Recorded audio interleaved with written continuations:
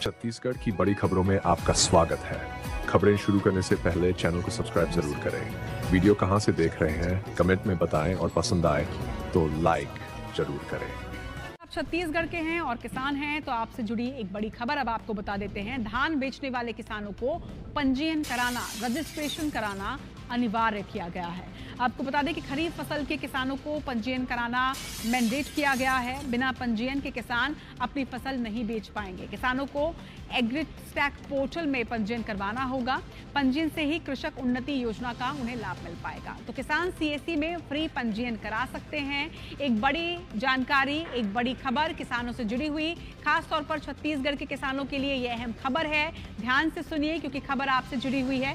धान बेचने वाले किसानों को रजिस्ट्रेशन करवाना मैंडेट किया गया है, अनिवार्य किया गया है। यानी अगर आप किसानी करते हैं, अपना धान बेचना चाहते हैं तो आपके लिए रजिस्ट्रेशन कराना अनिवार्य है। खरीफ फसल के किसानों को पंजीयन कराना जरूरी है। बिना पंजीयन के किसान यानी आप अपनी फसल नहीं बेच पाएंगे। किसानों को एग्रीस्टैक पोर्टल में अपना पंजीयन कराना होगा, जिसके बाद वो अपनी उपज बेच सकते हैं।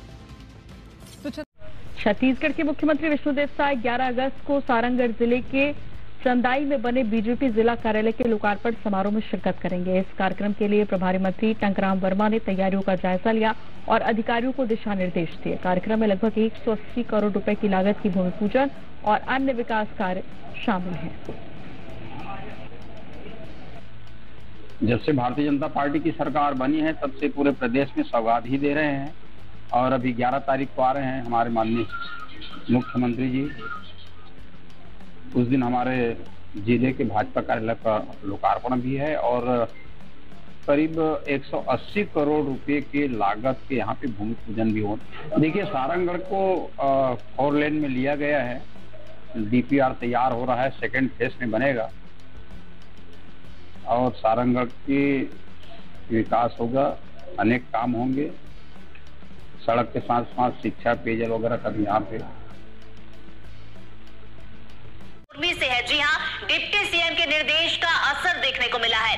खुड़िया डैम के गेट अब खोल दिए गए हैं निर्देश के बाद और किसानों की मांग पर डैम के गेट को खोल दिया गया है। बता दें कि डिप्टी सीएम अरुण साव मंच पर मौजूद थे और वहां से उन्होंने निर्देश दिए थे, जिसके बाद इसका असर भी देखने को मिला है और डैम के जो गेट है अब वो खोल दिए गए हैं। तो गेट खुलने से किसानों का फायदा होगा। गेट खुलने से किसानों ने अब राहत की सांस ली है। तो देखिए, किसान यहाँ पर परेशान थे, जिसके बाद उन्होंने गुहार लगाई थी और मंच पर जब डिप्टी सीएम अरुण साव मौजूद थे तो उन्होंने किसानों की समस्या को सुना और उसके बाद मंच से ही उन्होंने निर्देश दिए थे कि खुड़िया डैम के गेट खोल दिए जाए।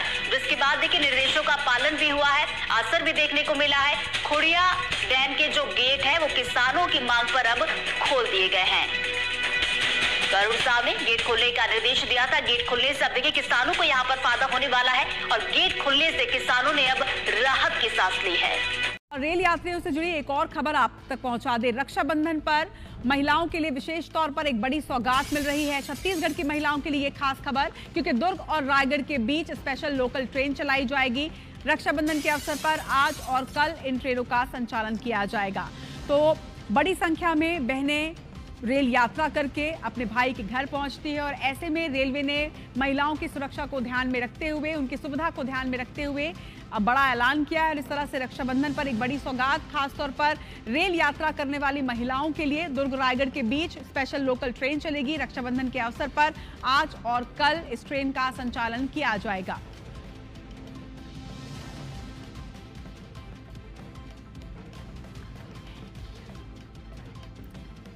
छत्तीसगढ़ के गृह मंत्री विजय शर्मा, डिप्टी सीएम, वे इस वक्त बस्तर में हैं। कल उन्होंने ढेर सारे कार्यों की समीक्षा की और आज तयशुदा कार्यक्रम के तहत वे पहुंचे हैं बस्तर फाइटर्स के बीच में। ये दंतेश्वरी फाइटर्स की स्पिरिट आप देखिए। नक्सलियों से प्रभावित रही महिलाओं ने, युवतियों ने रास्ता छोड़ा, साहस किया, मुख्यधारा में शामिल हुई। दंतेश्वरी फाइटर नाम से इनकी एक पूरी टुकड़ी तैयार की गई और ये मोर्चे पर डटकर अब नक्सलियों का सामना करती हैं। आज इन्होंने प्रदेश के गृह मंत्री को रक्षा सूत्र बांधे।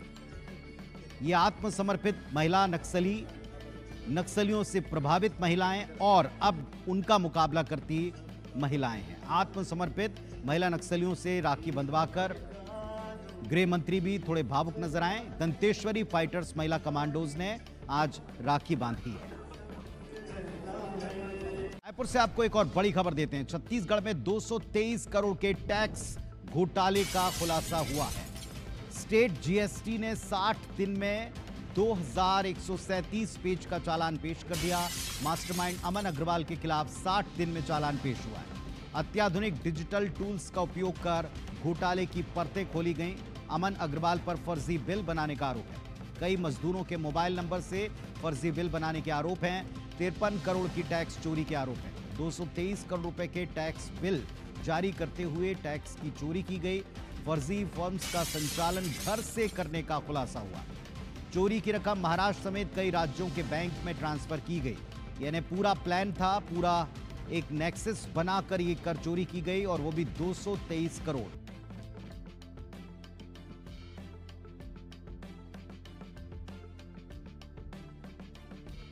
महासमुंद से जहां पर गांजा तस्करी मामले में आरोपियों को सजा मिली। 3 आरोपियों को 20-20 साल की सजा सुनाई गई। 1-1 लाख का जुर्माना लगाया गया। 5 मई 2023 को आरोपियों को गिरफ्तार किया गया था। विशेष न्यायाधीश एनडीपीएस सरायपाली ने सजा सुनाई है आरोपियों को। 3 आरोपियों को 20-20 साल की सजा सुनाई गई। गांजा तस्करी मामले में सजा सुनाई गई है आरोपियों को।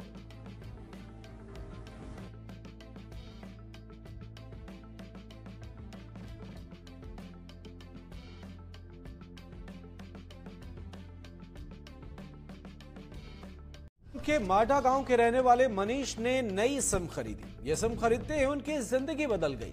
युवक को विराट कोहली से लेकर एबी डिविलियर्स तक के फोन आने लगे। पहले तो युवक को मजाक लगा, लेकिन जब लगातार क्रिकेटर्स के फोन आने लगे तो युवक को हैरानी हुई। फिर युवक को फोन आया क्रिकेटर रजत पाटीदार का। रजत पाटीदार ने मनीष को बताया कि यह नंबर उनके नाम पर अलॉट था। लगातार कई दिनों तक इनएक्टिव रहने के कारण अब ये सिम इन्हें अलॉट हो गया है युवक को, और युवक ने सिम देने से इनकार कर दिया तो रजत ने पुलिस से इसकी गुहार लगाई। पुलिसकर्मी मौके पर पहुंचे, लेकिन बाद में युवक रजत पाटीदार को सिम लौटाने पर तैयार हो गया। ये देखें आप, और साथ की तस्वीरें भी सामने आई।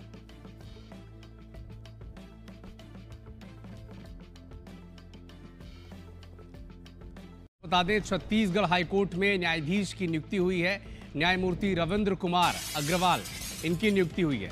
छत्तीसगढ़ हाईकोर्ट के न्यायाधीश के रूप में नियुक्ति हुई है। राष्ट्रपति ने चीफ जस्टिस ऑफ इंडिया से परामर्श के बाद ये नियुक्ति की है। तो छत्तीसगढ़ हाईकोर्ट में न्यायमूर्ति रविंद्र कुमार अग्रवाल की नियुक्ति हुई है।